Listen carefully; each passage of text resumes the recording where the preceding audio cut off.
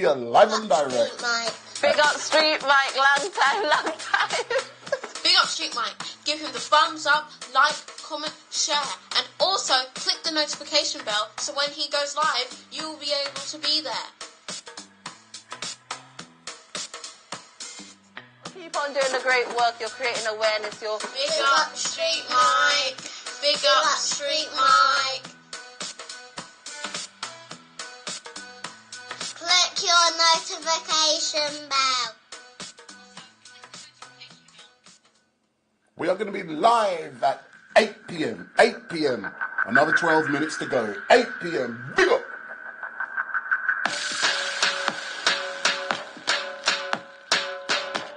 D-Mac H.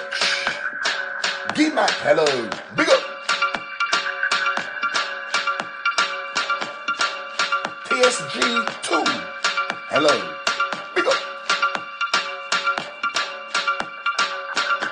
Get ready. We're going live at 8 p.m.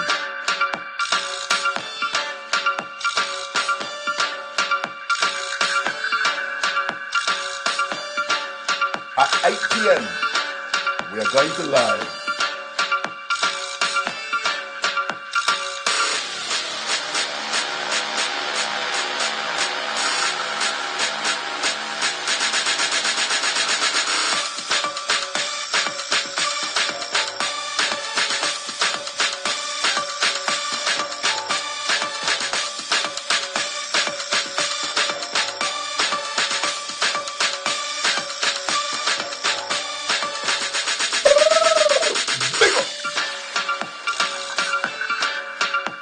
We're coming live. Big up.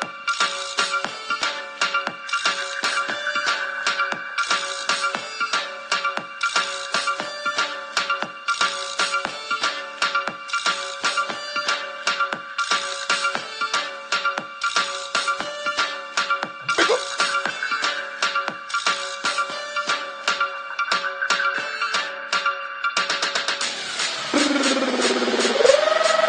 See, this is me. I'm here. Big up StreetMic. I'm going to be here 8 p.m. So at 8 p.m. give me a call. So 8 p.m. give me a call.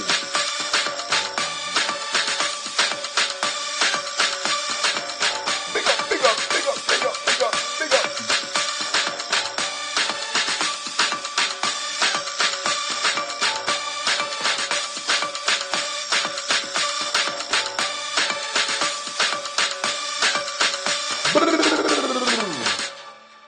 Big up. Big up StreetMic. Big up StreetMic, long time. Big up StreetMic. Give him the thumbs up, like, comment, share, and also click the notification bell so when he goes live, you'll be able to be there. Keep on doing the great work. You're creating awareness. Big up StreetMic. Big up StreetMic. Click your notification bell. Big up. 8 p.m. you're going to see me and you can question me. 8 p.m. Big up.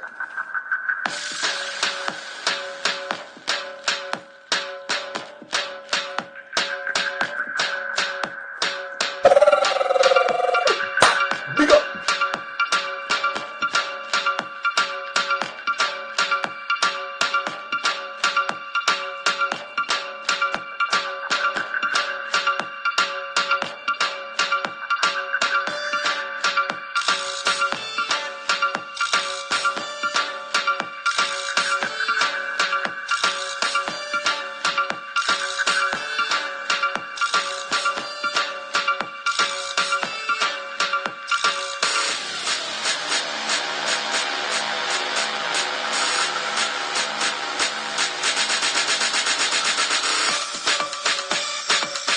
PM.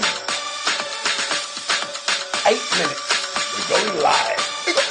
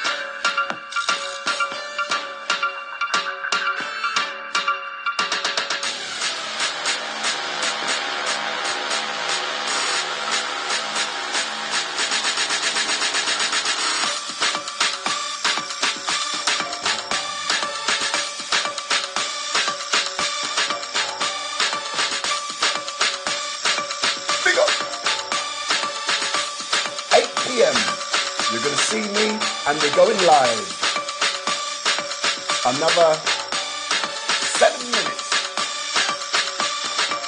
So get your questions ready for Street Mic. Big up.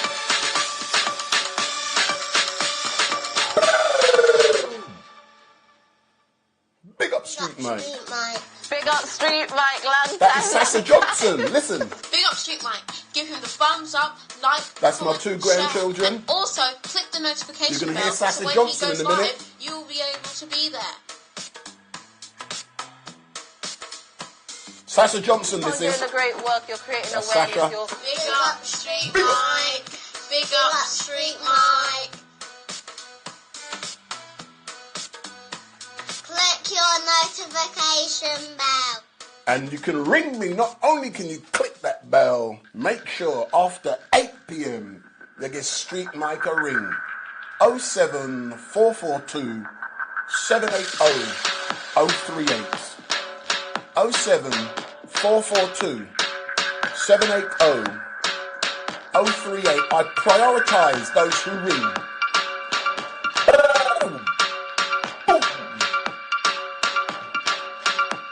We're going live in 5. Big up.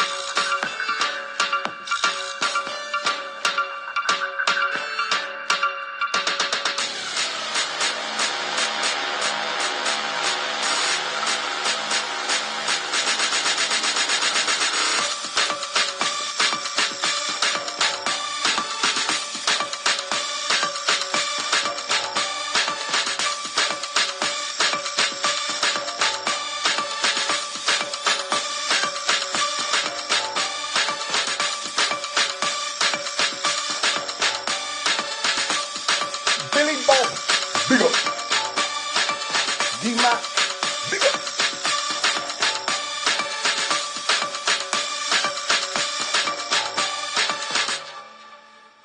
Big up. We're going live in big up Street Mic, long time, 3 minutes. Big up Street Mic. Give him the thumbs up, like, comment, share, and also click the notification bell so when he goes live, you'll be Big able up. to be there. They're my grandchildren. This next one is Sasha Johnson. Listen, big up. Keep on doing the great work. You're creating awareness. You're Big up Street Mic. Big up Street Mic. They're my grandchildren.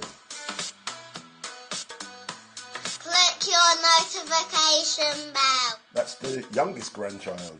Big up. So we're going to be going live when this next one finishes. So 8 p.m. we're going live. You're going to see me.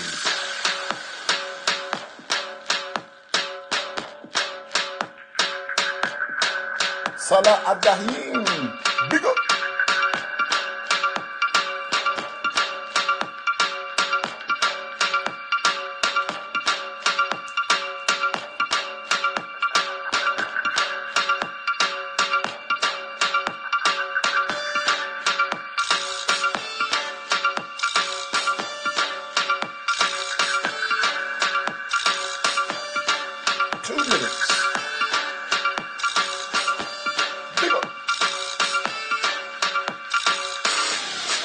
Billy Bob, hope the grandkiddies are getting royalties.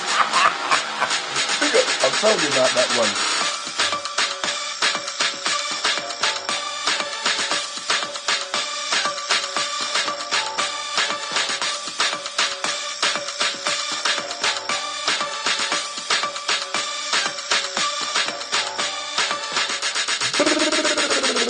StreetMic coming to you live and direct. Big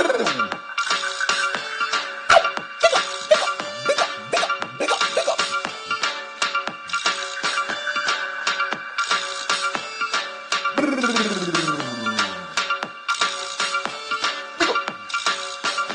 We're going live in 1 minute.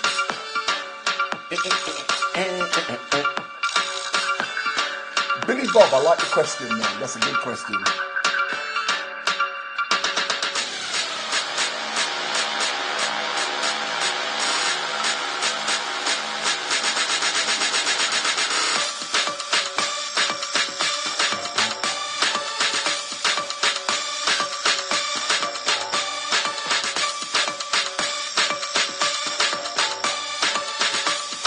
David King said, voices need to be heard. Big up.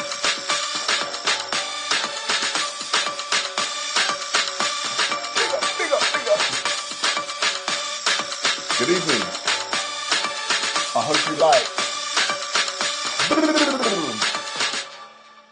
So good evening to all of you who are watching. My name is Wendell Daniel.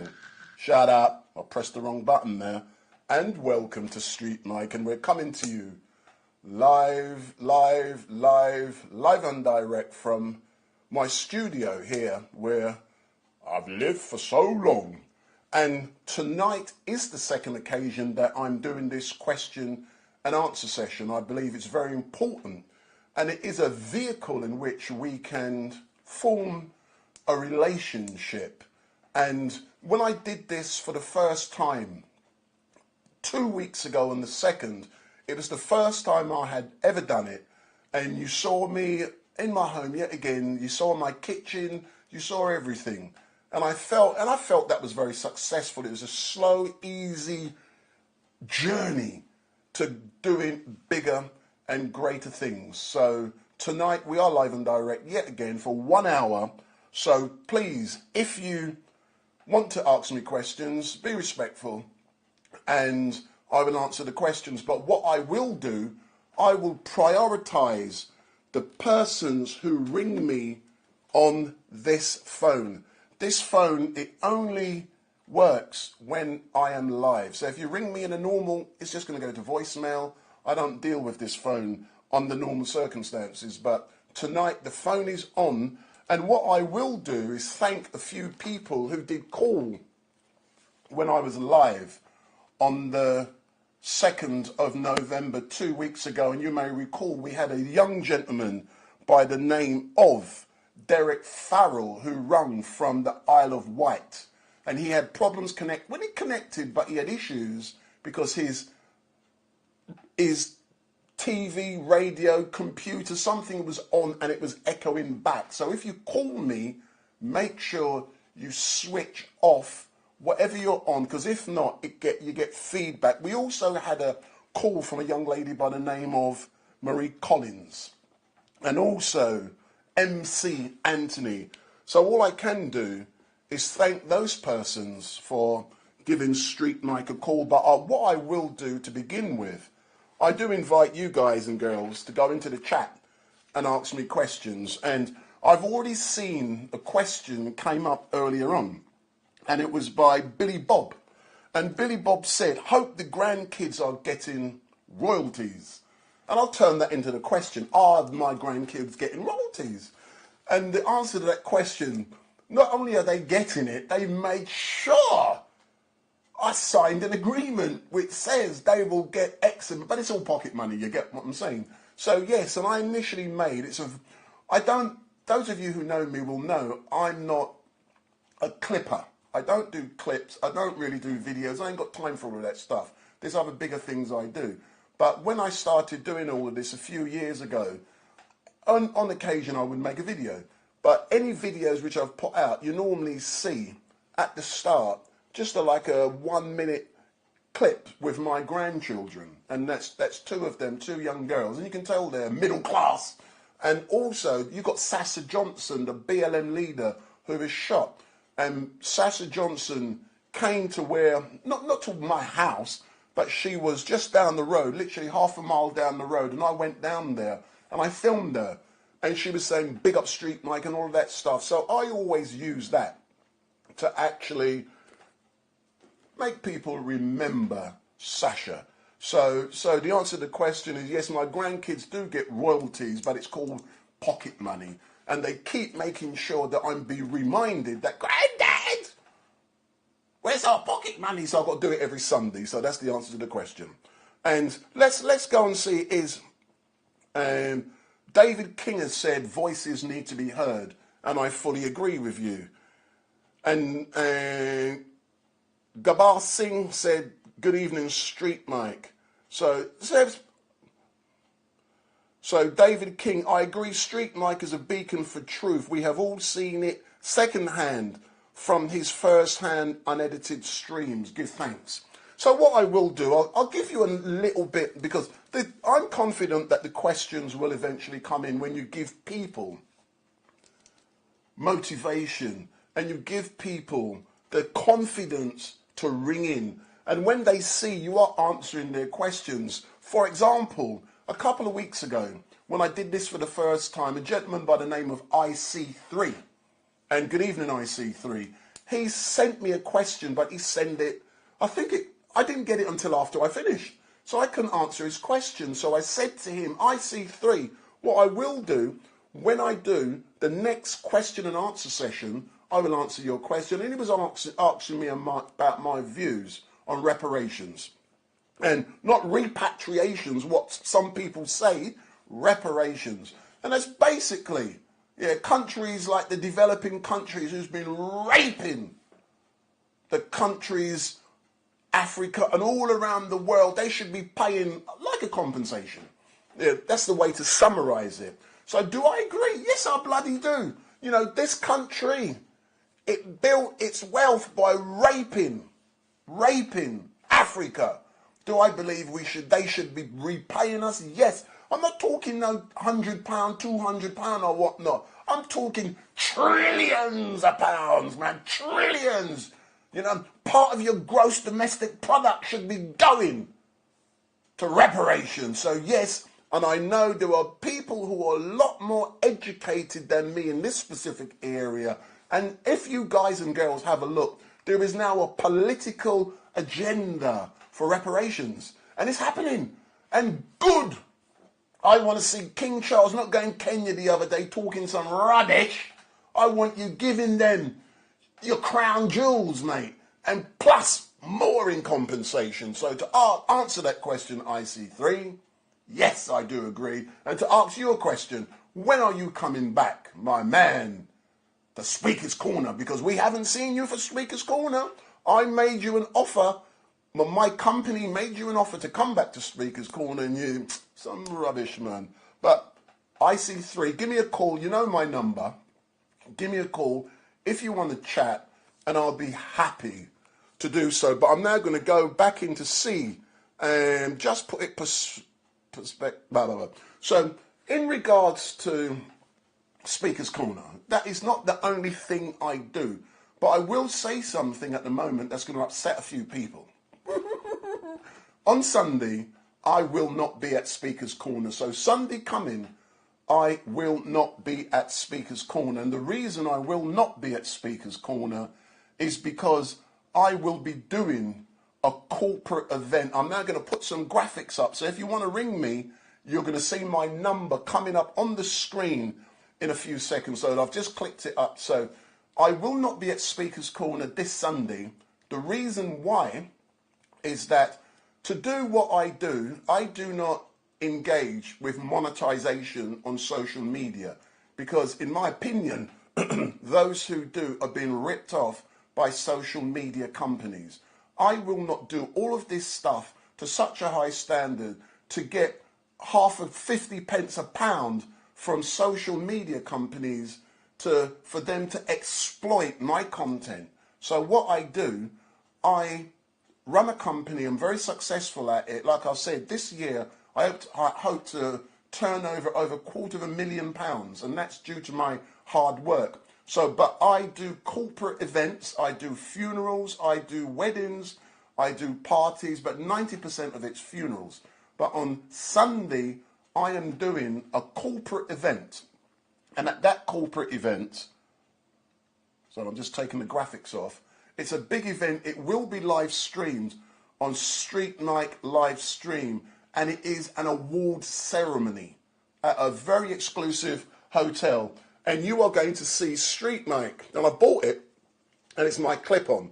So all of the guests, the ticket's about 145 quid a ticket.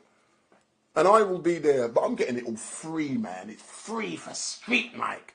But it's a black tie job. And you will see StreetMic in his tuxedo, and you will see me in my bow tie, my wing shirt, and a tux, and I'm going to be looking sweet. So that's what I will be doing on Sunday. And as a direct result of the time it starts and the time I have to be there, I will not be at Speaker's Corner this Sunday. So I pass on my apologies in advance that I will not be at Speaker's Corner this week.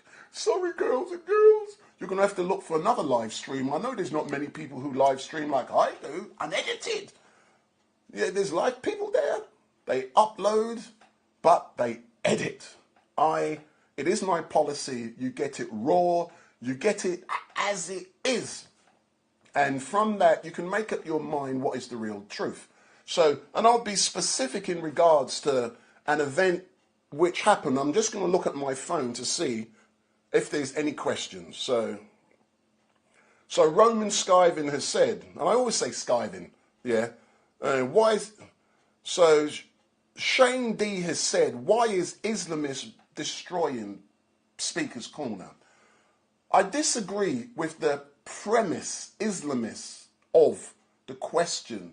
I believe most people attending Speaker's Corner on a regular basis are destroying Speaker's Corner, and it's the word destroy. I've had a discussion about the meaning, the Oxford Dictionary meaning of the word destroy.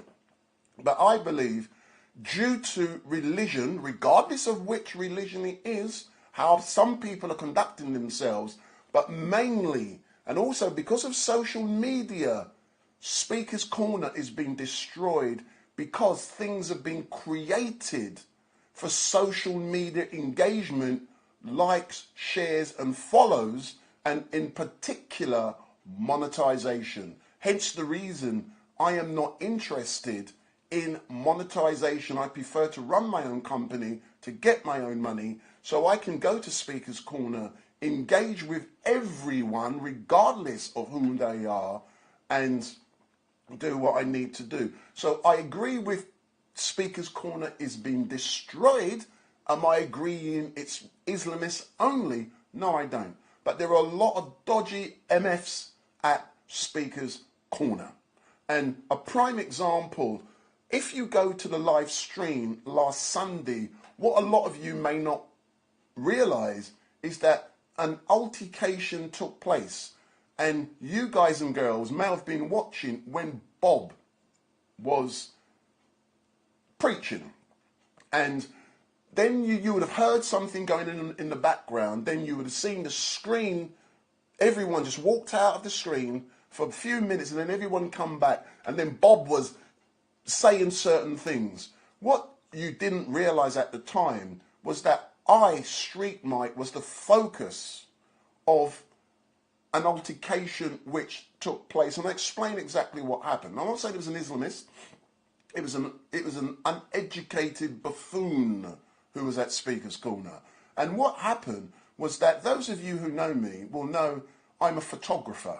So as well as being a filmmaker, I started as a photographer. So I was at Speaker's Corner filming, and as I film, I sit down because I've got a dodgy knee. And when I sit down, I can not only focus on filming, I can get photographs. So I was taking photographs. And at the time when the altercation started, just before, I wasn't taking no photograph.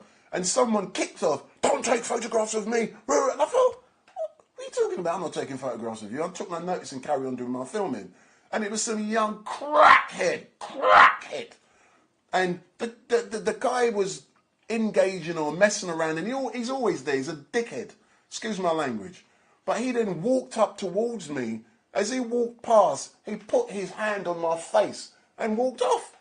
And at the time, I took no notice of it. But then I thought about it. Hold on, you can't put your rascal hand on my face. But, you know, I know how to diffuse situations. And anyone who knows me will know. I believe I'm a very reasonable person. I'm not violent. I'm violent with my mouth. I'm not violent physically. So I took my earphones off, I stood up, and I went on to tackle the geezer. I went to tackle him. But just before I stood up, someone threw something which hit Bob in the face. And in hitting Bob in the face, because when I looked at his face afterwards, I could see there was a red mark on his face. I don't know if they threw a bottle or something, but it hit Bob. As a direct result of that, Bob then walked away from the camera. At the same time, roughly, I walked towards the geezer, and he's there. And I'm saying, what are you talking about? I can't take photographs. I can take photographs. I can film anyone in this park. That's why you're here. I don't want you to say, I can do anything, man. You can't stop me. Then what happened was then everyone started, and I just walked off and left it. Because I wasn't going to be engaging with an idiot. And the strength for me was walking away from that situation. So I walked away. And Bob eventually did walk away. And then he walked back into the camera. And you can hear the things he was saying. But the point I'm trying to make is, I have rung JC. Sorry, I messaged JC, who is Bob's filmmaker. So he films for Bob.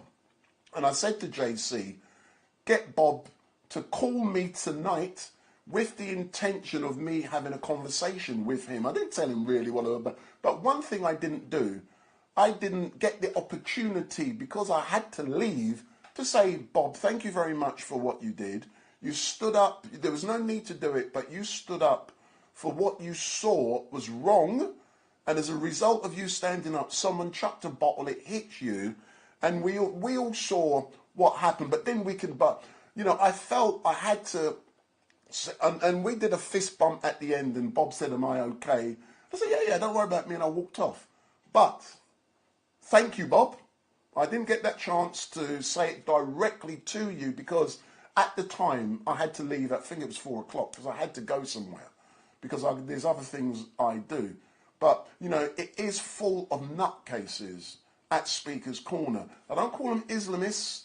Many people from many religions, but mainly it's young people who do not understand Speaker's Corner and what it is, and they behave silly. So as a direct result of that, there's violence very often. And I've been going to Speaker's Corner now for nearly 3 years. I've never been involved in any form of altercation. The first time was on Sunday. So I hope I've answered that question. I'm now looking with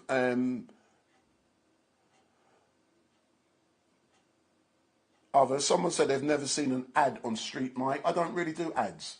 Yeah, but you know, if you consider what you saw and heard earlier on, all I am, yeah, I try to be completely impartial. When I say I'm not interested in like, shares and follows, I'm not interested in mass like, shares and follows, because that creates problems in itself. For example, I know lots of people who are very successful on doing what I do. They got bodyguards. Fuck. I nearly swore there. I sort of did. It slipped out. Yeah. For example, many of you would know Afua Rose. You know, I engage with Afua Rose. I like Afua Rose. And Afua Rose is very controversial on social media. Yeah, go and see her stuff. I've filmed with her. I've engaged with her. Someone has said already that they really did like the interview I did in Telford, and the engagement I did with Tommy Robinson. Yes, I do. Tommy Robinson, if you look at him, you may not agree with what he says. He's got a lot of followers. But look at the consequences of what he does. He's got to have people around him to protect him and his family. I do not want that crap. For what? Social media? Are you mad? You are crazy. I would not. Afua Rose has a bodyguard. She can't go anywhere without a bodyguard, man. It is sad we live in that world when you do things as important as what we are doing, and as a direct result of an engagement in social media, people may not like what you're saying. As a direct result of that, they want to attack and kill you. For example, Brother Leo Mohammed from the Nation of Islam. You know, if you look at what he does, yeah, I fully support what Brother Leo Mohammed from the Nation of Islam is doing. He's educating people. I'm not saying I'm supporting his particular religion, but he's educating people. He's doing a lot of great stuff for especially the black community and others within this country. And if it's to make them a better person, I fully agree with what he's doing. But what he does, it's controversial. As a direct result of that, he's got bodyguards. But you can call it bodyguards, but, you know, that's a separate issue if it is. But there's people around him because there's people who want to attack. When you got a lot of people, when you get very popular, that is one of the consequences. I do not want that. So me having 4,000 or 5,000, I'm cool with that, man. I bet you don't know anyone who's going to turn over £250,000 doing this on their own this year. I will, but I'm doing it privately, and I don't have to rely on the foolishness that goes on out there. So let's have a look at another, but I am going to be doing this roughly till about 9 p.m. So 8 till 9 p.m. And I've got a couple more announcements about something I'm doing tomorrow, which I hope you're going to be very happy. But for those of you in here who are Christians, I will say something which I hope you are going to be pleased with. And that's on the 10th of December, which is 3 weeks' time, I will be at a church, St. Michael's Church in Wembley, where they're doing a carol service. So they're doing a lot. I spoke to the minister last week, and he's agreed I can come to his church to film and live stream a carol service. And I'm, you know, if someone wants to invite me to a mosque or a synagogue, you know, I'm happy to do that. You know, it doesn't matter if it's before Christmas, after Christmas, but I've had a Christian invited me to live stream an event. It's not a funeral, it's a carol, and I believe it's important to do things like that. So I will be doing that. That's one announcement. So David King,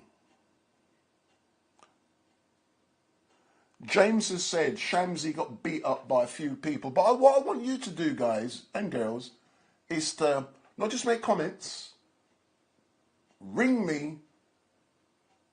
If you ring me, you're going to get priority. So if this phone starts buzzing, sorry, not this one, this one. If this one starts to buzz, what I'm going to do, I'm going to answer it, and I'm going to talk to you direct. Yeah.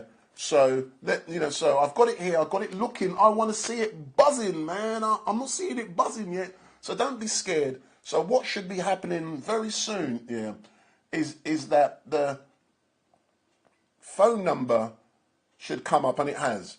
So call StreetMic, and you can see what number you got to call me on. So I'm going to leave that up there now, yeah. And it says call StreetMic 07442 780 038. So when someone rings me, I'm going to take that down, yeah. So give me a call. Don't be scared. Chat with me, man. Some man asked me a couple of weeks ago, take the knee. He wanted me to show him a bed where I make love to Hatun. I go, oh, what kind of foolishness is that, man? My missus wouldn't like that. But I thought it was a funny question. I should laugh. But it was funny. And TSG2, you have such foresight, so wise in hindsight. Thank you. So Martin Allen, give me a call, man. I've seen Martin Allen for so long. Yeah? He's always here. But ring me, Martin Allen, man. Don't be scared to ring me. And I'm assuming he's saying nice one because I said I'm going to be live streaming from a church service. But it's a carol service. I'm looking forward to that, man. I think that's going to be really good. Seriously, man. And you might even see StreetMic. No, you're going to see me singing, man. You're going to see me singing. But the minister, what I really do like about this minister in this church, yeah, I do a lot of funerals in this church as well, but that's a separate issue. We're not talking about that today. But at this church, the minister is a black man, and he's got blonde cornrows, and it looks good, man. And everyone knows him, and he really gets on, and I get on really well with him. And when I suggested it to him, he chopped my hand off to, yeah, come Street Mike, big up, big up. So I'm going to be doing that, and I'm really looking forward to. So Roman Skyvin, why have you skipped my 2 comments? So let me go back. Roman Skyvin. I agree to reparations if we also get separation. Oh, sorry, I missed that one. But that's not a question, that's a comment. That's a comment. Yeah, I've asked questions. So if you ring me, Roman Skyvin, and ask me the specific question, what do you mean by separation? What do you mean? I'm not going to read what I believe you. You tell me specifically, what do you mean by separation? And Roman Skyvin has also said, if the king was to give up crown jewels, the best you could do with them is put them back in the ground. That's a comment. So I note your comment, yeah, but if the king gives up the crown jewels, they're worth a lot of money if they can be sold to the highest bidder, and then that money used in a productive way from the country where they were stolen from. I've got no problem with that. So send me your questions. Think of a question, think of a comment, but turn it to a question. And I've got no problem with that. And Marie C, hello Marie C, give me a call, Marie C, because Marie C. Now I'm going to take off the. Let me leave it on there, man. I hope you like the background. You know, that's sweet, man. When you get background like this, yeah, it implies that Street Mike is an intellect. I've got books, because you know black man don't read. What kind of rubbish is that, man? We read good, man. You get what I'm saying? But nice background, man. You know, I bought that from Amazon. Set up some nice lights. If you remember last time, my light cut off because I knew it was going to cut off. But when I thought about it, I should have made sure it was set up in such a way it cannot cut off. So I've done it this time. Set it up nice, because backgrounds are very important. It gives a nice feel. And do you guys and girls like what you're seeing? Does it look nice? Does it, the colours and the skin tones, these are all kind of things I've got to take into account, man. When you do this kind of stuff, I try to do it to high standards. So Billy Bob, perhaps the minister could put up a Just Give Up page for the carol concert. Do you know something, Billy Bob? That's a very good suggestion. Please, my email address is street, STREETMIC pod @gmail.com. What I'll do in a minute, yeah, I'm gonna, yeah, put it up here, and what you guys can do is send me an email. Ooh, spelt Gmail wrong.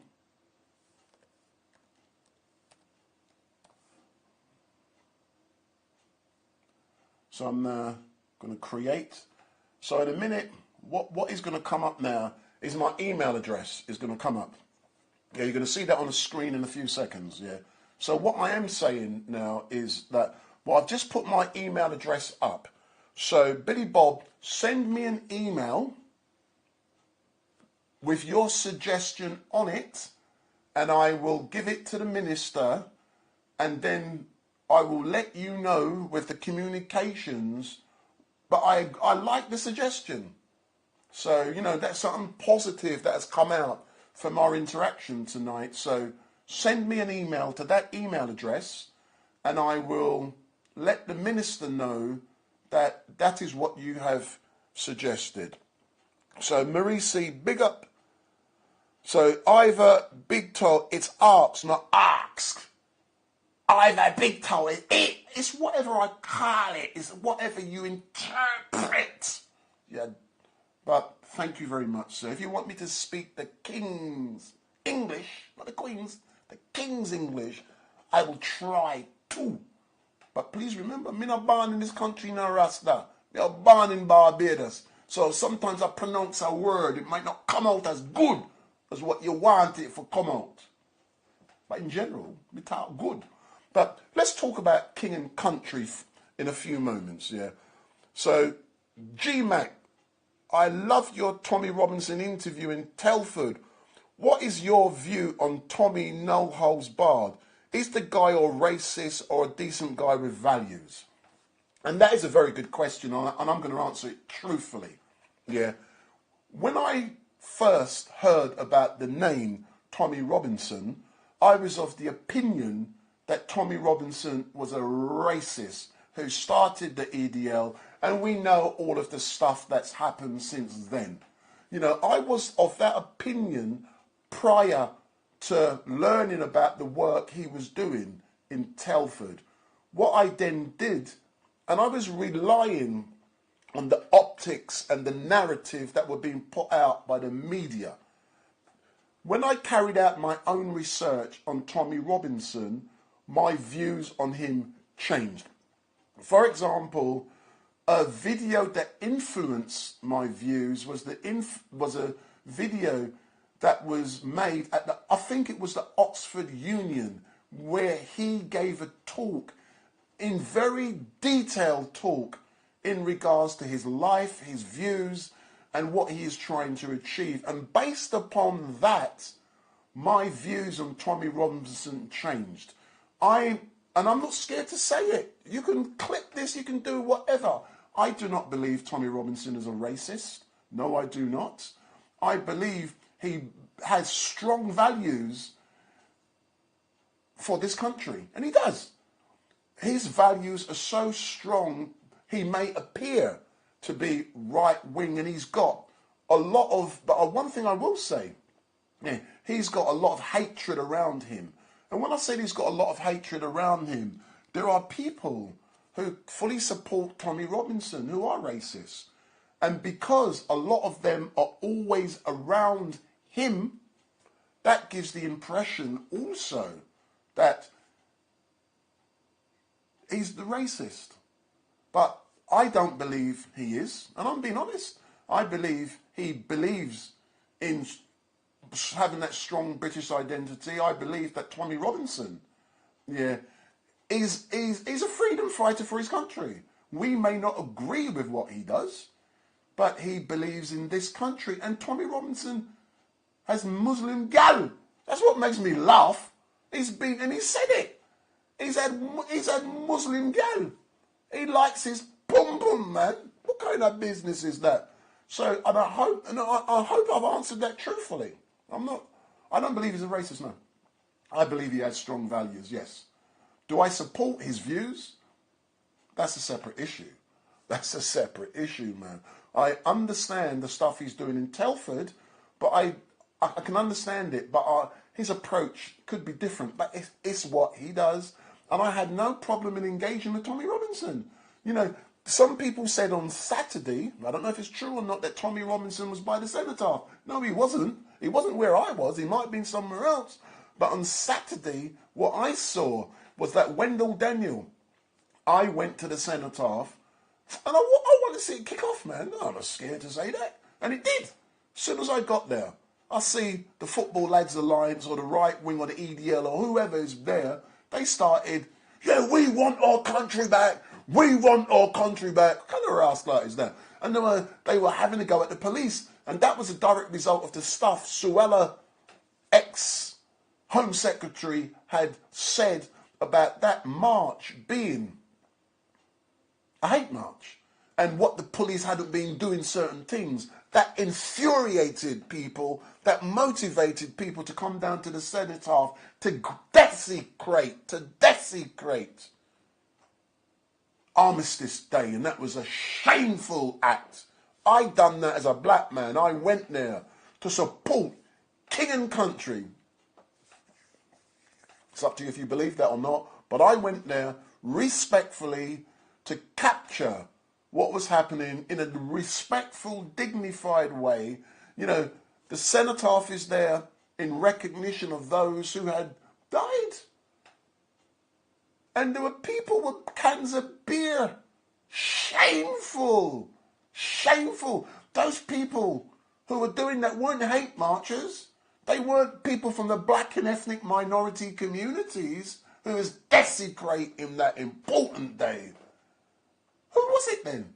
I don't have to say it because you already know who it was. It was shameful.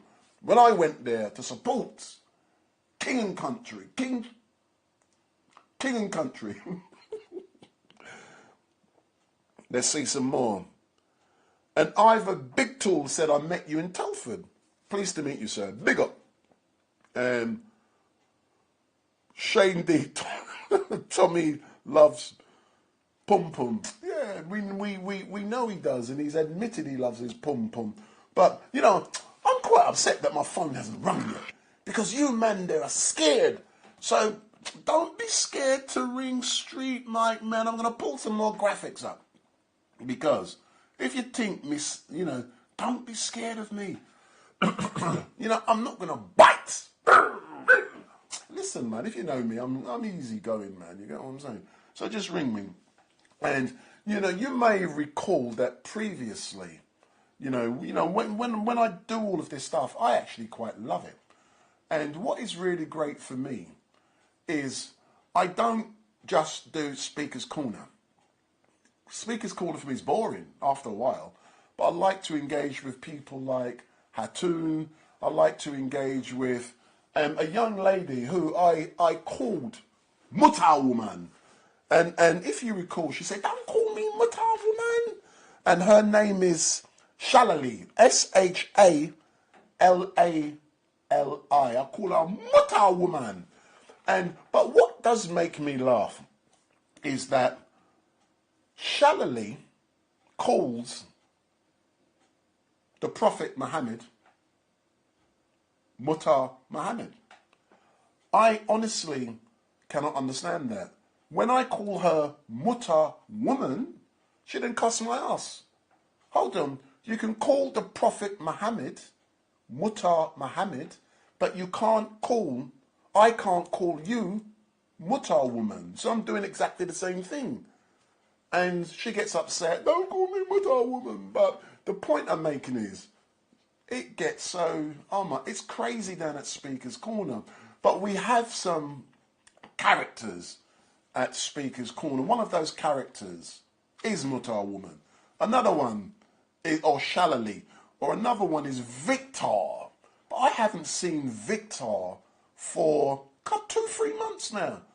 And, you know, we're looking forward to seeing Victor. I like Victor because he sings for me.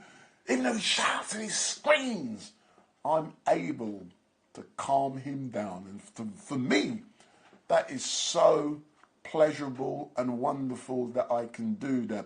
We've also got Fence Man, the man who gets on the fence and he kicks people in their faces. It's like, what kind of business is that? Why are you being so violent? But he's a character down there. But last time he was there, someone actually did ring in. So he messaged me and said, you know, I asked him questions. And he said that Fence Man was in Broadmoor and he's an inpatient in Broadmoor. What? So I asked him and he confirmed it. You know, and, you know, I rung him tonight to see if I could speak to him, but I couldn't get through. But I know he does switch his phone on because I send him links. So, you know, down at Speaker's Corner, there are some people, it's like, oh my God, I can't believe so. I'm now going to look. GMAC, what does StreetMic do away from work to relax? I can see Wendy down the local boozer playing darts. I'm going to answer that question truthfully. You're going to be shocked what I say. I am nearly 58 years of age. I have I can probably count the amount of pubs I've gone into in one hand. I do not frequent pubs, and I'll tell you why in a moment. Also, I do not drink alcohol. I may have a bit of a tummy, but I do not drink alcohol. I haven't drunk 1 unit of alcohol in nearly 10 years. Do I play darts? I haven't played darts for a long time, but what do I do to relax? Many of you will know that I recently retired from London Underground as a manager after 40 years. And when you're employed by someone, you are always working hard. I see what I do now, I'm doing this as a part of relaxation because I'm now doing something that I love and I'm getting paid lots of money for doing so. And it enables you to relax. There is nothing for me more important, relaxing and rewarding by being able to go to for example, do a wedding. I did a wedding a few weeks ago where I photographed the wedding. The imagery I took to capture, it was amazing, and I get a buzz to be able to capture that final moment. I also love the fact, that I can photograph and video record, corporate events. I'm going to tell you about one in a minute. I do birthday parties, and the point I'm making when I do these kind of stuff, some people may need drugs, crack, heroin, weed, that kind of alcohol to relax and enjoy themselves. I don't need that kind of stuff. What I get my pleasure from is my family, and I also get the pleasure from the fact that when I do this kind of stuff, especially, if I do a funeral and the family love the stuff I do and they captured that final moment, my whole body floods with endorphins when you do a great job. So, I'm not far away from 60, They say black don't crack. It's because I don't smoke, I don't drink alcohol, I don't take drugs. There's things I shouldn't do, but I go there, and don't ask. But there's things, so no, I do not go in pubs. But one of the main reasons I don't go in pubs, it's historical. I grew up in Enfield in the 1970s, where there was a Ku Klux Klan, there was a British movement, there was a National Front. I grew up with skinheads surrounding me. Skinheads, blah, blah, blah. We used to frequent a pub, if you know it, in Balsmore Lane or down by Enfield Highway called the Woolpack. There was also another one down at Ordnance Road. I forget the name of it now. But as a result of that, I did not go in pubs. I can't, and then people used to smoke. I couldn't stand the smell of smoke. I couldn't stand alcohol, So that is why I do not go in pubs. And I've never done it. I got a pub, 2 pubs. I walk past a pub every single day to go to my local train station. And I've lived where I've lived for 35 years. 30 years, sorry. And I've never been into that pub. I do not go into pubs, so I've now got, I think, a private number. I don't know who it is. So let's try to see if I can answer it. So good evening. Hello. Good evening. Yes. Who's speaking? You StreetMic. Why, who are you?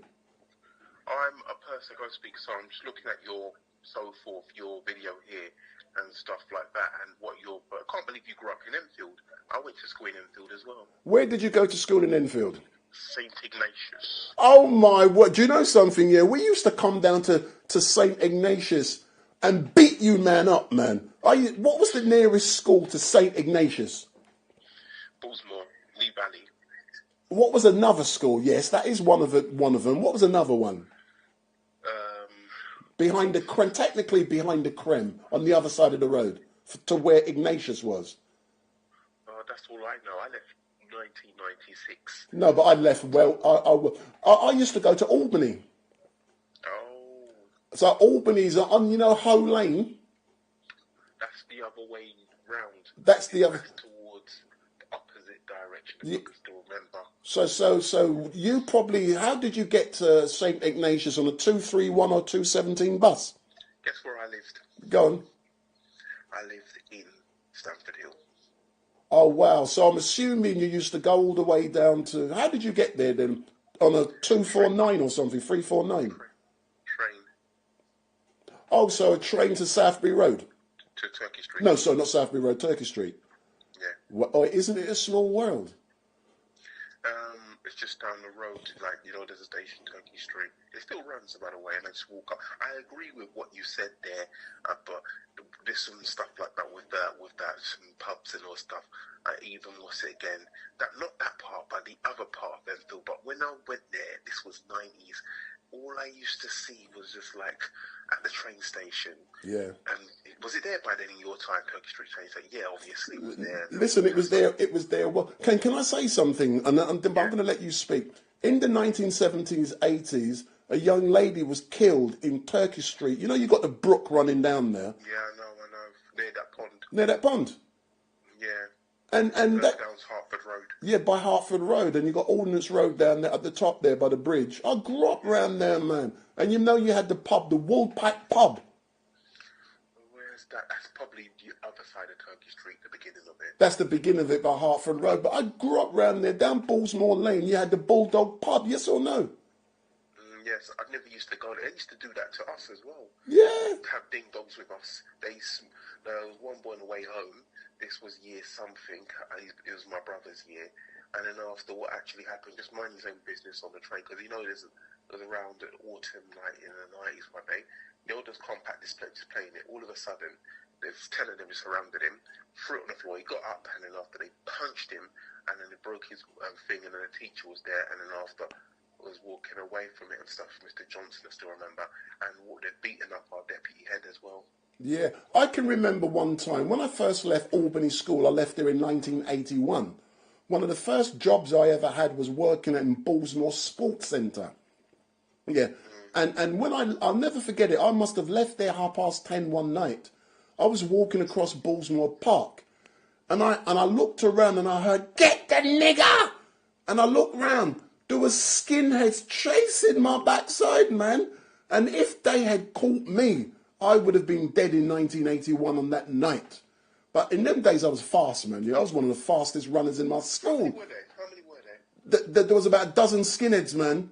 Seriously, I swear to God, I would have been kicked to death that night.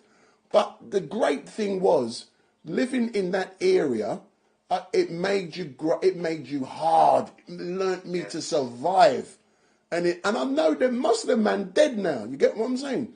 But I grew up round there, and I'm so glad. But changing the subject quickly, yeah. You've decided to ring in, yeah.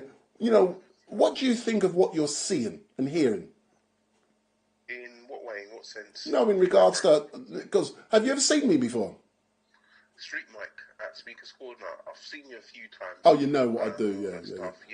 Going to Speaker's Corner and stuff like that. Oh, right. Like good content, and stuff like that and stuff. It's just, as soon as you mentioned that, it just blew into my brain. Went, oh my God, I hope he didn't go to the same school as me. I hope he didn't go to. No, I didn't. My school's quite good, you know. I wasn't that intelligent at school, but I knew that place as well. Coming from a place like to there, that place was all white in my time. But now my cousin lives, not that area, but in Enfield and Edmonton and all this stuff. And I visited up there about April, was doing a job, contractual job. And I went, and I said, that's years ago. I came and told my dad and all my sisters and friends and cousins, oh, that's been going on 10 years. It's all gentrification.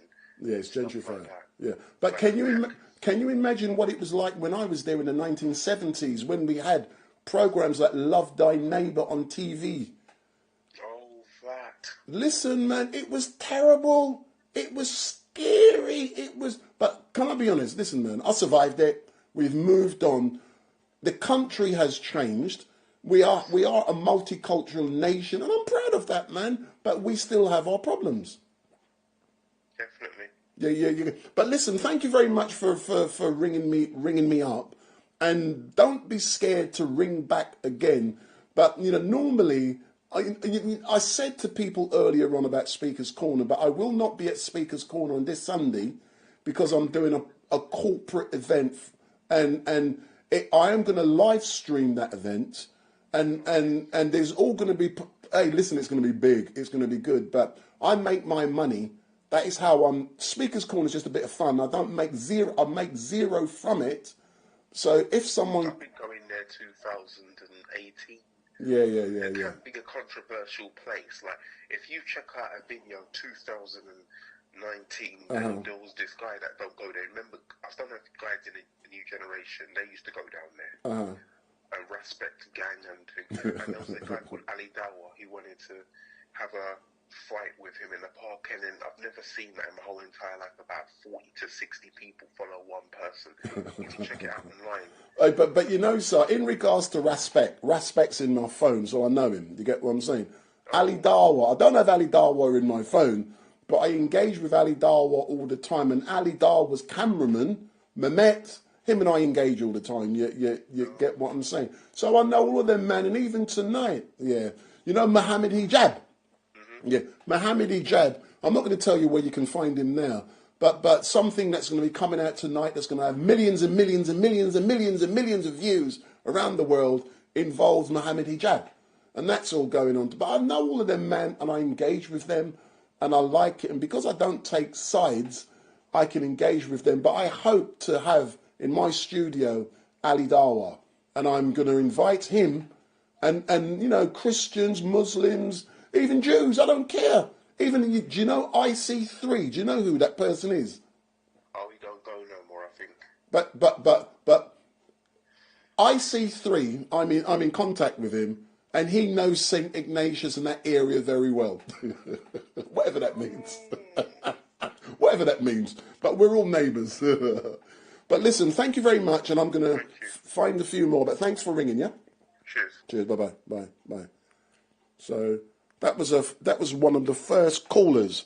So let's see if I can get a few more callers. So if you want, please give me a ring, or let me see some questions. Yeah, so TSG2 say, oh shit, I was from Ordnance Road. Haha, mad. Yeah, whatever. I don't believe you. So if you were from Ordnance Road, you must know, not Fuck Field Road, Upfield Road. You know them road there. And I used to go to school just down Ordnance Road, across by the railway line. Down the bottom you had Prince of Wales. You know, Prince of Wales School, down by Enfield Lock. We go, there's a picnic, man. So that's my area. But I don't go down there no more. You know, I moved on from there. You get what I'm saying?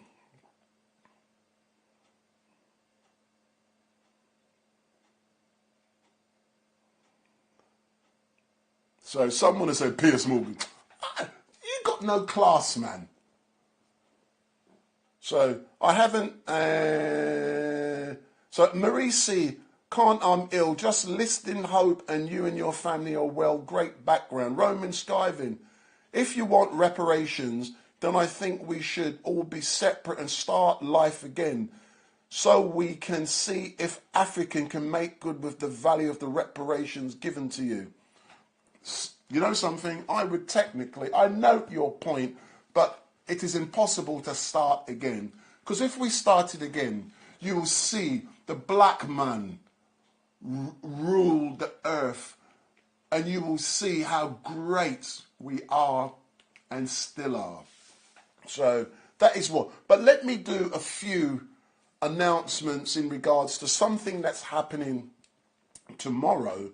And I'm very proud of what's happening tomorrow. But before we do, those of you on the YouTube, if you go in the description box below, you will see a Pixaset link. Click on that link and you will see photographs from Speaker's Corner that I took 2 weeks ago. Because I'm a photographer, and what I will be doing at the start of the year 2024 is to release a series of photographs that I took during the last 12 months to record.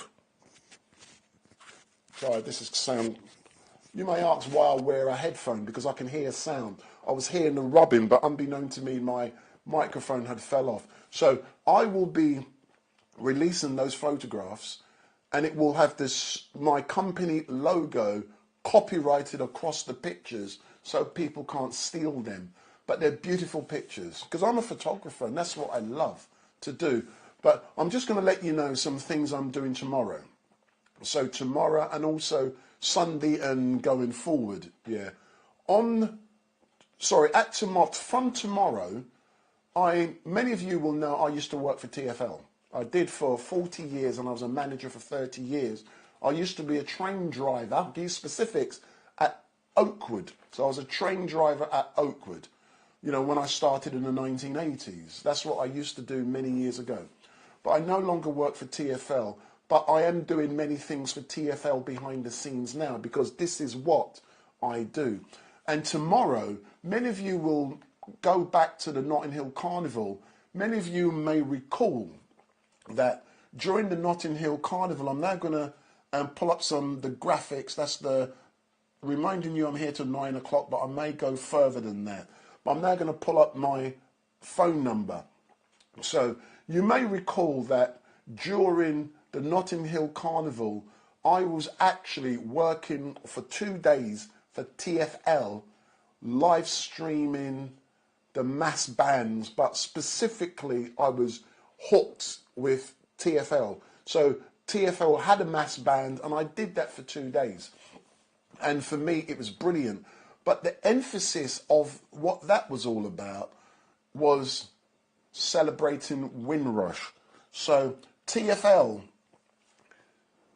had commissioned a young lady by the name of Barack, what she had done, and I'm really amazed and proud at what she has done. She designed a bus which is on the streets of London now for 2 years, and it recognises the great work that was done by the black people who, and also others from around the world who came to the transport industry during the Windrush years. And it's this beautiful bus. Oh my word. And what is going to be happening tomorrow is that I will be live streaming from that Windrush bus tomorrow. It is setting off from a location which I'm not going to tell you online. It will end up at Windrush Square in Brixton around 1 p.m.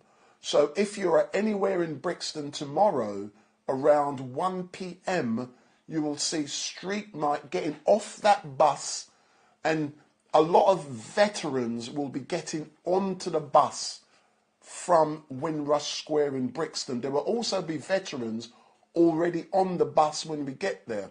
We will be picking them up en route, but I'm not going to tell you where from. But I am starting from about 11 o'clock tomorrow, but we won't be at Windrush Square till about 1 o'clock. But what is really amazing is that from Windrush Square, we will then be going on to City Hall. So City Hall is where the Mayor of London his offices are. We've got an event there which is taking place at City Hall, which is going to be celebrating, and I'll tell you the exact name of the event. And it is, I've already sent the links out, and a lot of people are aware what's going on. So this is what it's called. Windrush, let me flick on the link I've got on my phone and I can read it better. But it's called, there's what it is. Yeah, so it's called Windrush 75, an afternoon celebrating culture and heritage from City Hall. So that is what is going to be happening tomorrow, and I'm going to be live streaming that from roughly 1 o'clock till 8:30 at night. And what is going to be really amazing for me is that you will see StreetMic engaging with a lot of high commissioners. Listen, this is big stuff now. I mean, I do no rubbish, So, a lot of high commissioners from the various communities will be at City Hall, and StreetMic will be interviewing high commissioners from the various countries that, they sent their people from their country to here. And for me, it is going to be so great and so amazing that I am live streaming that. And it is going to be I'm also doing a funeral tomorrow, but I've got people doing that for me, and I will also be photographing this event. So that that is all happening tomorrow from 1 o'clock, Windrush Square, and then we will end up at City Hall, where the Mayor of London, Sadiq Khan, I'm not involved with politics, and it is a celebration of heritage and culture, and that is so great. And the person who has arranged all of this is part of TFL. I'm also was part of TFL. I'm no longer part of TFL, but I'm a retiree. So I've now built up that trust and relationship with TFL, and TFL trusts me to be able to do something that is so important. So I'm privileged to be asked to do it, and I'm going to be doing it, and it's going to be so great. But like I said, that's on Friday. On Saturday, what is going to be happening is that someone's asked me a question. The question is, JKB, the question is, where would Europe be? Someone Dance Up has said, am I a Freemason? And the answer to the question is no, I'm not. If you look at the outfits I wear when I do funerals, it's called a Masonic outfit, but I'm not a Freemason. Sometimes I've been approached on trains because of the stuff I wear, people asking me if I'm a Freemason, but I'm not. But the industry which I'm mainly operate in, there are many Freemasons, but I am not a Freemason. No, I am not. I'm just going backwards, looking at a couple of... Green Mac said, do I have an update on Sasha Johnson? Yes, I do, but it's not for me to give an update on Sasha Johnson. I'm not a practitioner or a medical person. What happened, that if you go to the last event I did, the last question and answer session, you will note that I interviewed or engaged with a gentleman by the name of Ken Hines, who visits Sasha Johnson on a regular basis. Sasha Johnson, what she did, a couple of weeks ago, a documentary film was released on ITV or Channel 4 in relations to Sasha Johnson. So if you go on, just Google it, Sasha Johnson documentary film, you will see a documentary film about Sasha Johnson. All I can say is that Sasha Johnson is alive and well. Sasha Johnson has her faculties. Sasha Johnson has changed. Of course she has, because she was shot in the head. But the thing about it, Sasha Johnson is sharp. And it's a tribute to her that she remembers everything that happened. But because of where she was shot and the part of the brain that was injured, it has consequences, life-changing consequences. But Sasha Johnson, she's alive, she's well, and people are doing things and helping Sasha Johnson. And hopefully, and one thing I will say, I have spoken to Sasha Johnson within the last 2 months. I will say that. I've spoken to her. I've had a conversation with her on the telephone. And for me, having a conversation with Sasha Johnson is one of the most amazing things that's happened to me during 2023. To be able to speak to her, to hear her voice, and to, oh my God, it's a miracle.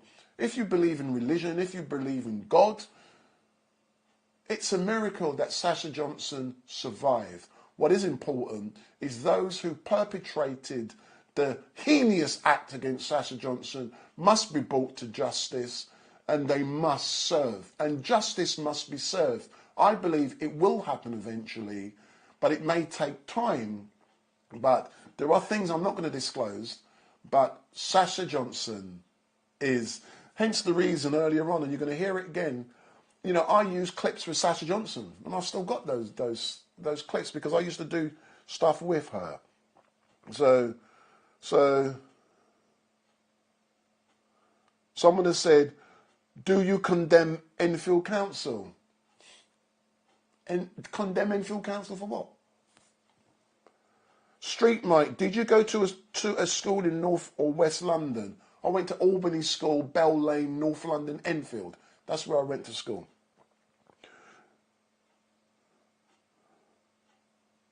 Boo Boo Jam is now talking. I'm looking at the time. It's gone 9 o'clock, but it doesn't matter. They're asking me about Uncle Omar, and I'm going to say a few things about Uncle Omar. I enjoy engaging with Uncle Omar, and I do. I believe in freedom of speech, and I permit Uncle Omar to come on my platform for him to spout the rubbish he spouts. I permit him to do so, and I'm not banning him from doing so. But I'll tell you the reason I do it. I believe when Uncle Omar engages with me, he is actually exposing himself. The more I do it, he doesn't realise it. His language is disgusting. The disrespect he shows to people, when he does it, is evidence of what he does. Yet also, some of the stuff he says about gay people, it is disgusting. And it comes across as being homophobic. You cannot do that kind of stuff. But he does. I let him do it because there's evidence of what he is really like. And you cannot rebut the things he has said. I have said to Uncle Omar last week that I'm happy to invite him to come to my home, and I am. But if you walk in my door, you have respect. You don't adopt that language that you normally adopt. You know, my family, my kids, my grandchildren come to my house. You don't defile my house with that kind of behaviour and language. So, Uncle Omar, there's stuff about him. I note he's controversial. If you know Uncle Omar, if you see him, you may only see him on the camera. If you look at him at Speaker's Corner, he's far away from everyone else. No one wants to be near him. He stands on his own. All of the other guys do not want to engage with him. I have no problem with engaging with Uncle Omar. Quite often, I just shut my mouth and let him chat. The way he behaved against Steve on Sunday was disgraceful. His language. And he's purely doing it because he thinks people love it. Some people do like what he does, and I admit they do. But many people think he's disgusting. But people do say to me, why do I give him a platform? I give him the platform because at Speaker's Corner, I believe I have a duty. Every single person at Speaker's Corner, regardless of if I agree with them or not, I will give them a platform to say what they want to say. I will also engage with them. I've got no problem with doing that. But away from Speaker's Corner, the dynamics then change, because if you're disrespectful towards people at Speaker's Corner, that's the location you can do so. If you're going to come here to my home, you're not going to be doing that. That is the difference. You have respect. When you walk in my door, you have respect. We can sit down, we can engage, and I will eventually invite many people here to my studio to be able to do away from the combat zone. And that's what it is. Speaker's Corner is a combat zone. You know? They got some mad people down there. Some crazy, crazy people down there. It's quite shocking. So I hope I've answered your question in regards to, or your comment in regards to Uncle Omar. David King, Roman Skyvin, has said, do you want all Muslims kicked out? I'm not going to, I want Muhammad out if they want to be, anyway.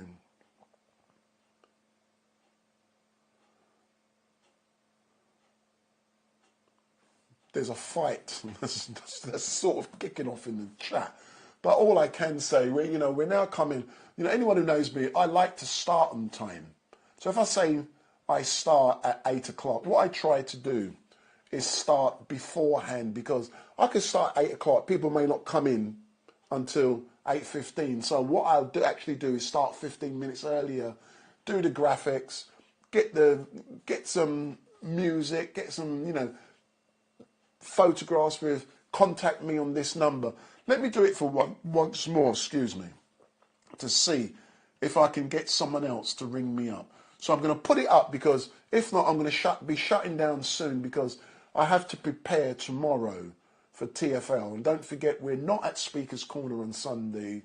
I will be doing a corporate event and you will see it live and direct on StreetMic LiveStream. On Saturday, there are two things which are taking place and it's likely I will be there. The first one is Just Stop Oil. Just Stop Oil has a big protest which is starting underneath. So underneath the London Eye from roughly midday. I may cover that. But also we've got the what Suella Braverman called the hate march. So what's your views on the hate march anyway? If that's the march which took place, just because I call it hate doesn't mean I believe it's a hate march. That is what Sue Braverman called it. So, you know, that is also due to take place on Saturday. But I've now got another caller.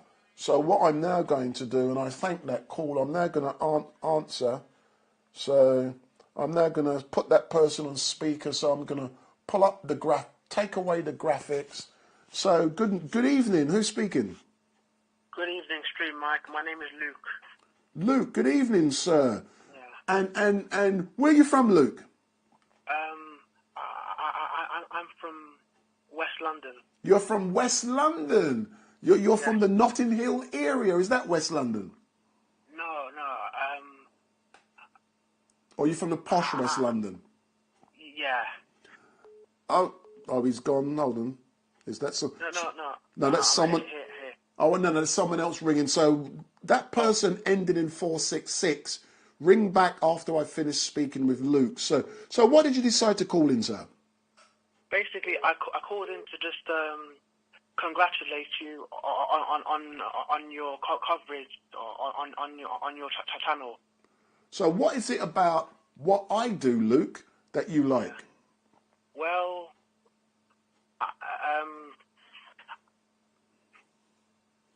I really like your personality and your what's it called? So you like my Go on. You like my personality? Yeah.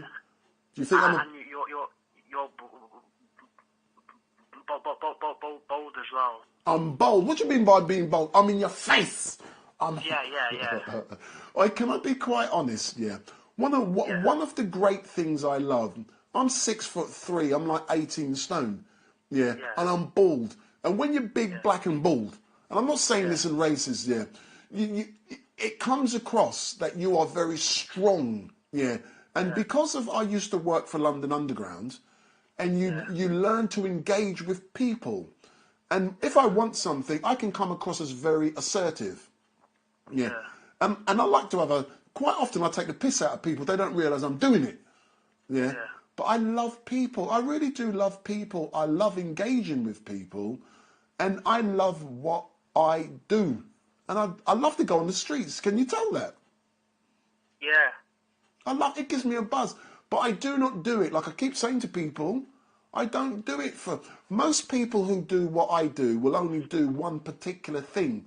Speaker's Corner. But I cover all kind of different things, you know. And I'm trying to educate people. That's what I do. Have you learned anything from what I do? No. No? Oh, I'm doing something wrong. Well, just listening to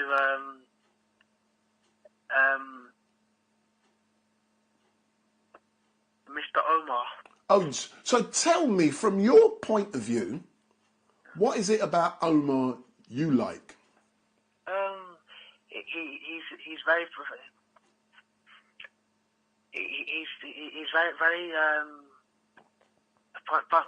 funny actually. You think he's funny? Yeah. Yeah. But do you like the fact that he tells it the way it is from his point of view? And he's very direct, but very disrespectful in what he does also. Yeah. Doesn't it bother you the way he swears and is disrespectful to others? Yeah, he's like Shut your mouth. Shut your mouth. You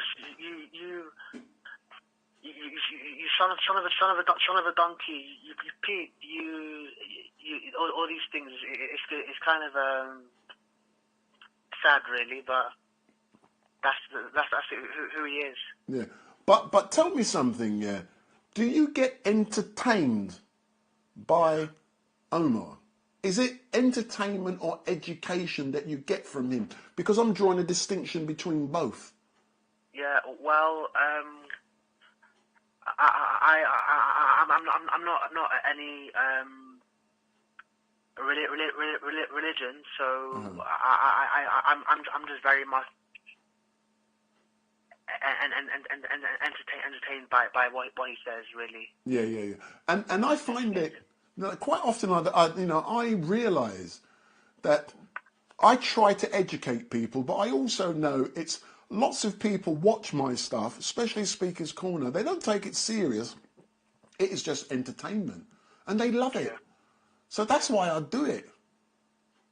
And it's quite, but everyone is different, and that's so important. But Luke, thank you very much for watching, and please call in again. But at least you've been bold enough, and you've taken the time and effort to actually call in. But I'm now going to ring the person who called me ending in 666 or 66, and see if I can get them. But thank you very much, sir.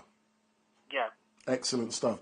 So I don't want just one man ringing in. We want gal as well. So let me try and get some.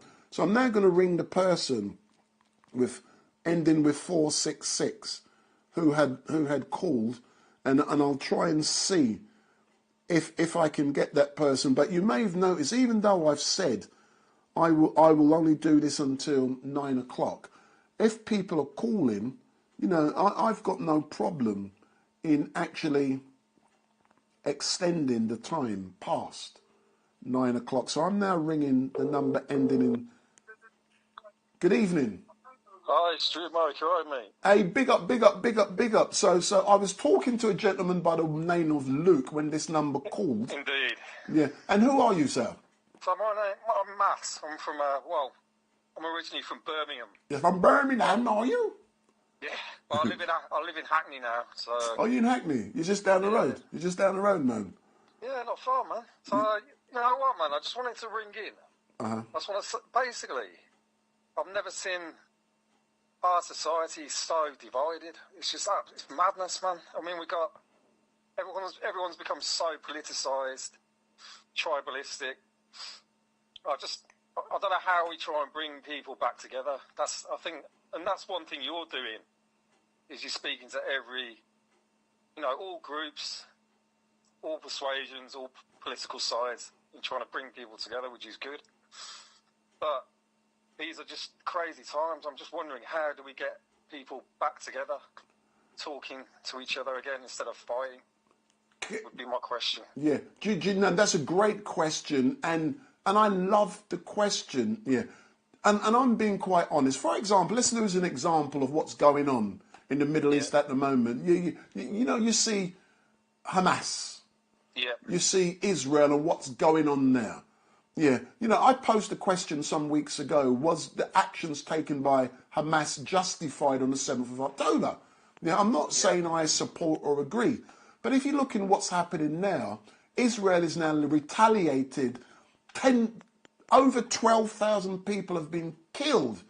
It's awful, man. It's awful. What is the end game? How will... It's not going to happen. I don't know, man. I mean, Hamas... What Hamas did was awful. Israel retaliates. And... the casualties, it's always civilians that get the massacred, isn't it? That's correct. And it's because of politicians. And if we apply that same principle here, specifically in London, I would argue, I'm going to say something that's very controversial. And people, this thing about black and black killing. When I hear about that, it pisses me off. Yeah. But the point I'm going to make, you mentioned the word societies. All societies is not going through the same rubbish. Yeah, there are people. Yeah, within my community, There are many rich, wealthy black people who are doing well and they're not having any problems. And I'll be doing a corporate event to a multi-millionaire on Sunday who's a young guy who's a property developer. But take him out of that. There are many people in my community, and you know, with Hackney, you know, all of the stuff. You had stuff with Child Q, which I covered. There's been killings. I've done funerals with people who've been murdered. I did a funeral last Friday where the victim was murdered. Can you believe that? What? Go on. Listen, you know what? And it's just, I think people, like, economically, people are devastated at the moment, and people are so angry, and they're turning on each other. Yeah, that's right. That's right. And we should be fighting the government. These corrupt, you know, the corrupt man. It's the corruption destroying our society. Yeah, that's correct. And the government, the politicians, they are destroying us. And also, I would blame the media for feeding people with all of the crap. You won't believe when I say to people, I swear on my life, I do not watch TV. Yeah, I do not watch it. I stopped watching the news, like, especially like BBC, mainstream news, long time ago, man. At the beginning of the pandemic, because you could tell it was all rubbish, man. It was just propaganda. It's propaganda. It's a propaganda tool. And it's got even worse now because social media, due to clips, it's feeding a hunger that people have. And they love it, but they're being de-educated and controlled. Hence the reason, and TikTok is one of the worst things that's happened in this world, and it's influencing our young people. But the point being, going back to your question, what can we do? I believe, this is going to be controversial, one of the issues is religious. Yeah. Okay. As I said, I'm not a religious person, but I can see in the communities where religion is central, do you see, in general, I'm being careful here, in general, don't you see in this country those communities are coming together and they're not actually killing each other on the streets? So religion forms a part of it. So I want, in the black community, back home in the West Indies, in the Caribbean, everywhere you look, there's a church. Yeah. And people follow the church, the teachings of the various different God, Jesus, Muhammad, whoever, Jah Rastafari, whoever. And it teaches them behaviours. Well, you know, religion creates community, doesn't it? Yeah, that's correct. That's correct. This is what it does. But again, you've got the religions kept fighting against each other again. So it's just an ongoing war, and it just never ends. Man. Yeah, that's right. Like, for example, I'm a radio person. That's why I'm chatting tonight, man. I can chat for hours. Yeah, I listen to radio. My favourite radio. I listen to 2 radio programs. LBC. I love it. Yeah. But I listen to all of the different presenters. Nick Ferrari's he's a Tory. You got James O'Brien, Sheila, and all of those people. Yeah. But the one I really love is, and I mentioned it tonight without mentioning it, where you had Mohammed Hijab would have been on with Piers Morgan tonight for Piers Morgan Uncensored. Majid, he's good, man. And you know something? And I listened to Piers Morgan last night, and he said, that the debate which has taken place tonight with Hijab and some other guy is the maddest he's ever seen and heard. And I want to watch it because it's 2 religious factions. Mohammed Hijab, he's there supporting what's something in Palestine. I'm not too sure specifically, but he's pro-Palestine. Yeah. And we've also got a Jewish rabbi. I don't recall the name. But they're going to have a big intellectual fight tonight. That's good, man. I mean, this is what we need to do. We need to talk. We need to talk, We need to listen to each other as well, don't we? Yes, but people don't want to listen. They're always right. They think they're right. But one thing I do not agree with, even though I like to engage with Hatoun, and I've said it to people, I believe I can understand what Hatoun does, but Hatoun is going to be a martyr live on air at Speaker's Corner. Someone is going to kill her live on air. We can all, and I sounds, I'm not, we can see it, but, I can't believe you wear that T-shirt, and I'll show it because I'm being impartial. I'm not taking sides, but you're trying to provoke. It's meant to be about love. Yeah. But I'm seeing hate being promoted. It's coming from all sides, though. Yeah. Even Piers Corbyn's gone off the boil a bit, I thought. You know what I mean? It's just, I don't know, recently he's become more fanatical. Yeah. Do you mean Piers Corbyn or Piers Morgan? Because Piers Corbyn I'm talking Piers Corbyn now, yeah. I think he's become quite fanatical. He's really full-on pro-Palestinian now. And you know something? I used to do a lot of stuff with Piers Corbyn. Yeah. And I know Piers Corbyn's diary every day because his secretary sends it to me. Yeah. And I used to film and send him videos so he can upload on his various different channels. Yeah. But I started getting YouTube strikes because of Pierce's content, specifically to do with the C word. And the C word ends in 19. Yeah. That's it. And I stopped engaging with Piers Corbyn, but I like what he does. No, I mean, he's been a bloody, to be fair, man, he's been a bloody hero the last few years. I think, you know, and Heiko too, but I think, I don't know, they've been suckered into this, as everyone is, getting sucked into this war. And in some ways, you can't take a side. You know what I mean? Because it's very difficult. You've got to remain to a certain degree neutral in these kind of situations. That's right. You know What was your personal view? And I'm going to mix up two events. What was your personal view on what happened at the Cenotaph on Saturday, and also Suella Braverman called the march the hate march? Yeah. So let's tackle the Cenotaph first with the right wing lot. What was your views on that? You know what? Okay. So I'm white and working class. Yeah. So, you know what? I mean, it's very difficult because the Cenotaph, it's a holy place. It's in some ways like white British working class people. It's a holy place. And when you get these crowds, these mobs, and they're defacing them, you know, they're desecrating them, whatever. It's just, it's going to wind people up, man. It's shameful. It's shameful. I was there. You can't do it, man. You know, my granddad fought in the war. Yeah. You know, we respect these. We have to respect these heroes, and those places are sacred, man. You cannot go near them. You can't be messing around with them. Yeah, that's correct. What I saw on Saturday was shameful. I got there roughly about 10:30. And I wasn't streaming at the time, but I had my equipment set up just in case something happened. As soon as I walked in by the Ministry of Defence, it kicked off, man. Yeah. And I just hit stream.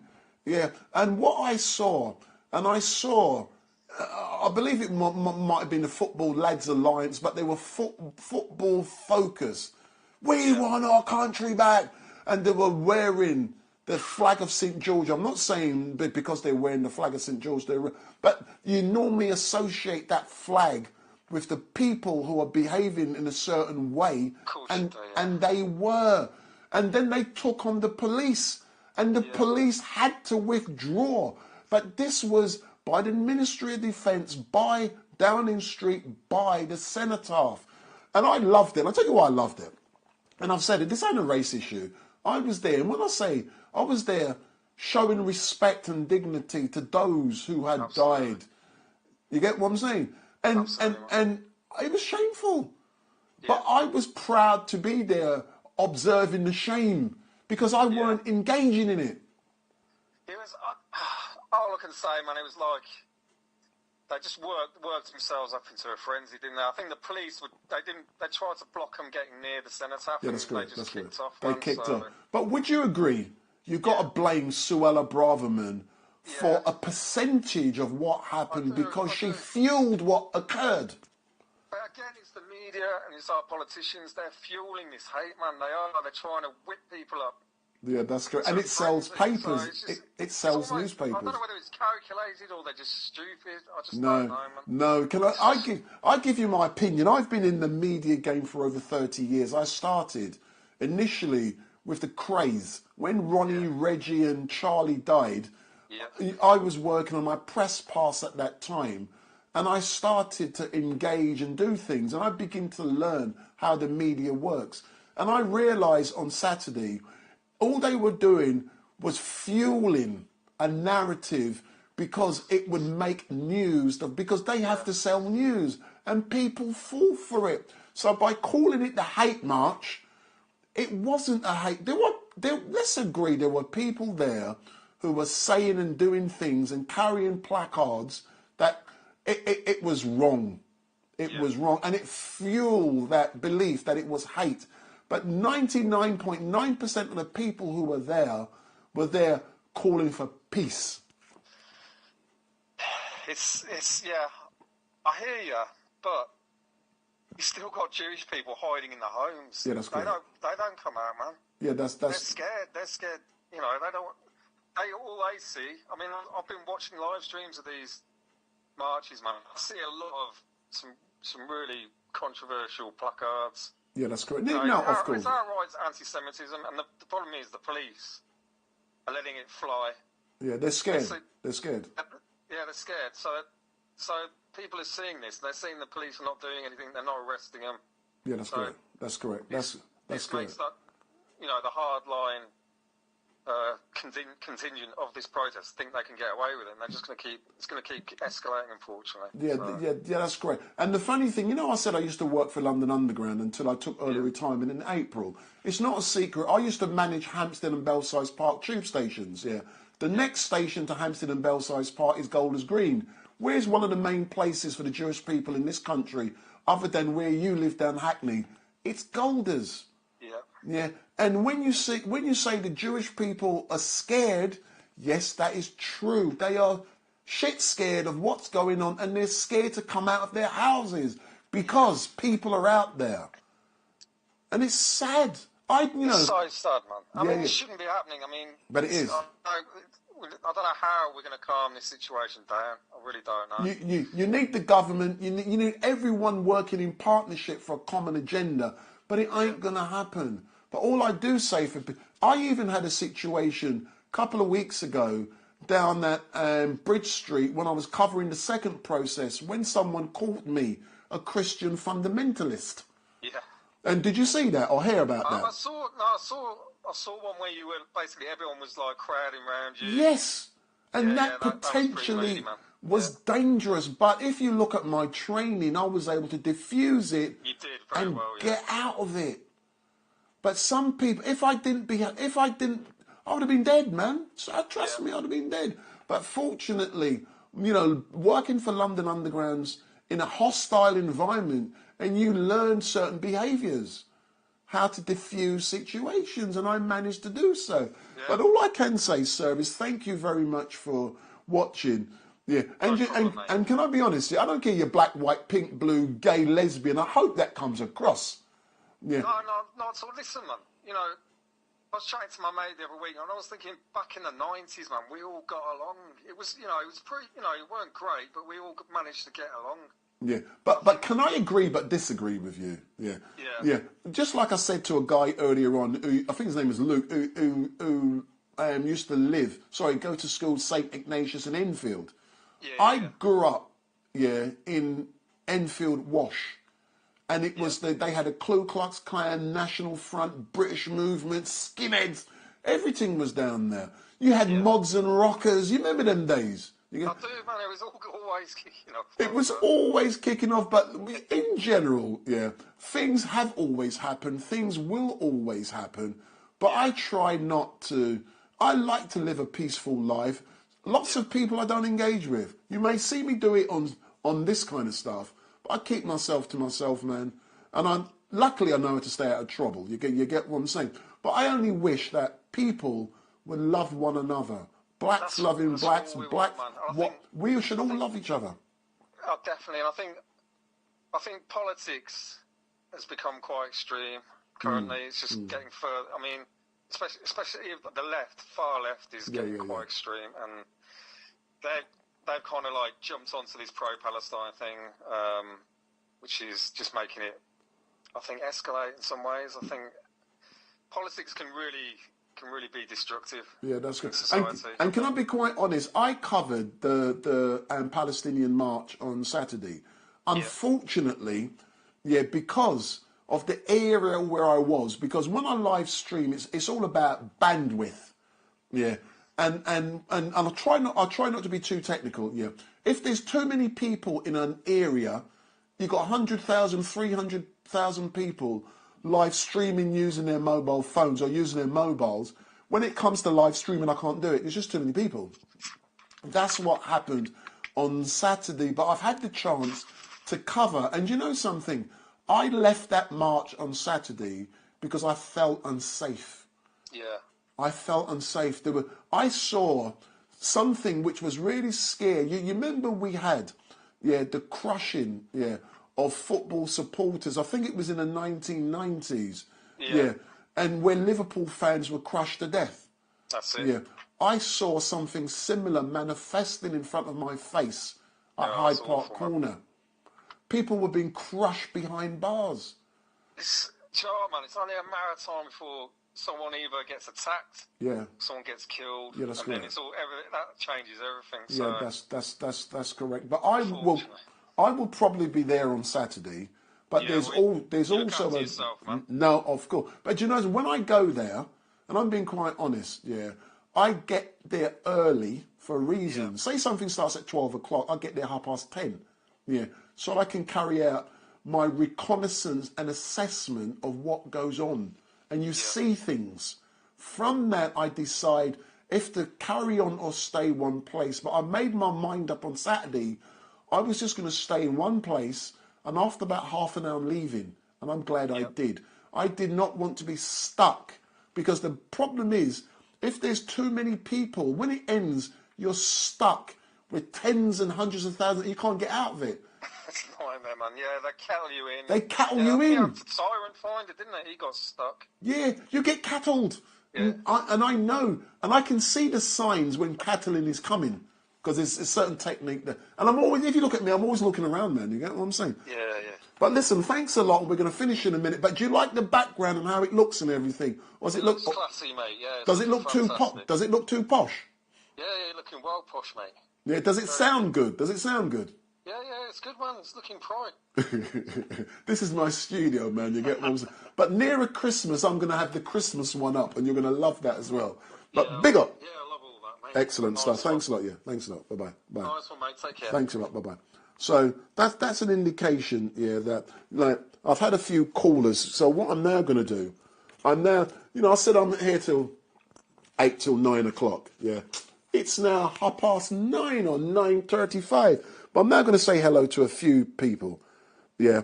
And Gabba Singh, Roman Skivin, Bird Nest Rat Fest, Bruce Davis. Hold on. Bruce Davis. There's a guy that called Messiah, and he goes to Speaker's Corner. StreetMic did interview with him. He said, got email from Allah to save the world. He did, man. Hey, trust me. And I've named him the Messiah. Yeah, and he's always got that placard. And he did. He said God sent him an email. And as a direct result of that, he become the Messiah. And he talks, to world leaders. And he even said Bill Clinton sent him they call it X now, but a tweet and all kind of foolishness. I was taking a piss at the weekend asking him if he gets WhatsApp messages from various leaders. You got some cranks at Speaker's Corner, but I give them the platform that they deserve. So Bruce Davis, so Mikhail, you did a secondment at Finchley Central Group as well. I did secondments all over the place. And Gabbar Singh, this is confusing. On the one hand, it wasn't a hate march, and on the other, I could have been killed. Yeah, what are you getting at? Yeah, Bruce Davies, they got a big protest in Washington, D.C. last night, and a bunch of cops got hurt. So I'm just... So I'm saying hello. So TBJ Disco Channel, Bird Nest Rat Fest, Roman Skivin, Gabbar Singh, Mikhail,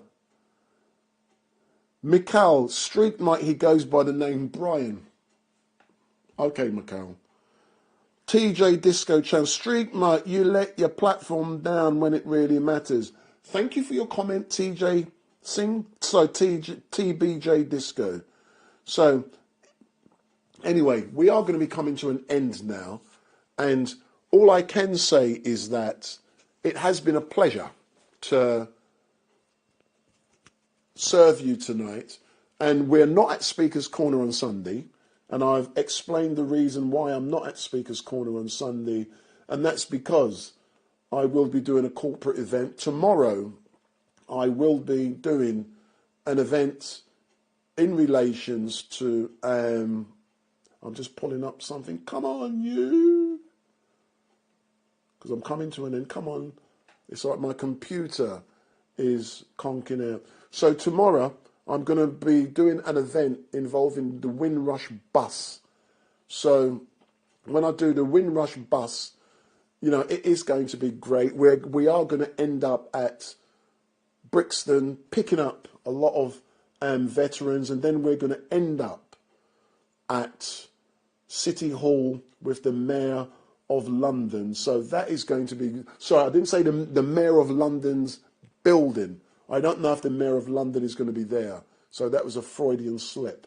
But that is going to be great. I am really looking forward to that. And it is scheduled from 1 o'clock until roughly 8:30 at night. So it's going to be a big event for me. And on Sunday, I'm doing a corporate event.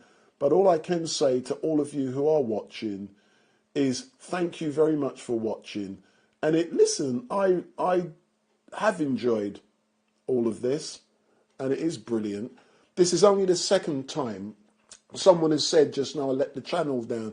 If you think I let the channel down, I permit you to say whatever you want to say. If you want to do better, why don't you do it yourself? So at least I've got the intestinal fortitude to get in front of the camera, to permit you into my home, for you guys and girls to make your comments. And I'm not scared to do so. But those who give it all of that will normally give it all of that because they hide behind the keyboard. But, you know, I've got no problem with that. But what I will be doing now is that I'm going to put some graphics up because we are coming to an end. And all I can say is thank you very much for watching StreetMic. And it has been great to entertain you. And I am shutting down now because I've gone over my time by a long way. So all I can say is thank you very much. Big up!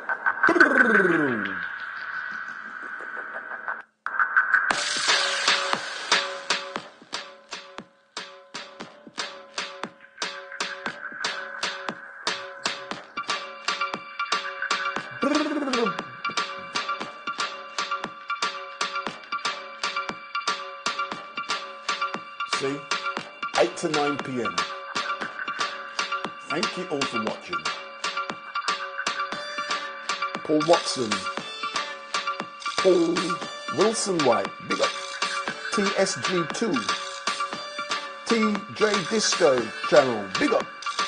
Jordan M. Big up. Jordan M. You missed the calling, man. Mikal. Bird Nest Rat Fest. Skital J.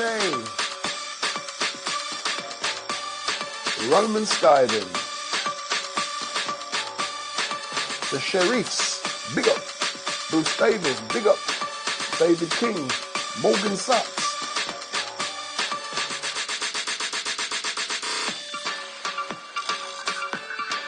So the Sharif has said, I stopped watching television over 10 years ago and I used to be on EastEnders, Brookside, Hollyoaks, Emmerdale, Coronation Street, Crossroads, Family Affairs, Devoted Fans. Watching things like that proves to me only women watch all of that. Big up!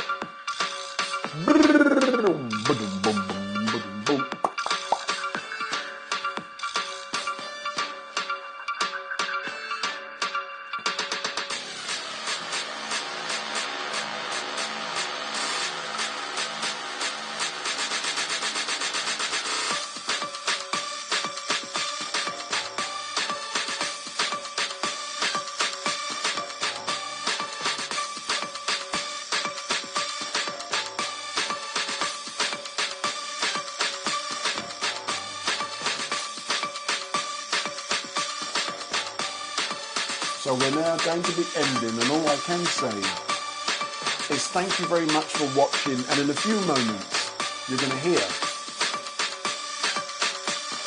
my 2 grandchildren and also Sasha Johnson. Big up StreetMic. This is my Big grandchildren. up StreetMic. That's Sasha. Long time. Big up StreetMic. Give him the thumbs up, like, comment, share, and also click the notification bell so when he goes live, you'll be able to be there.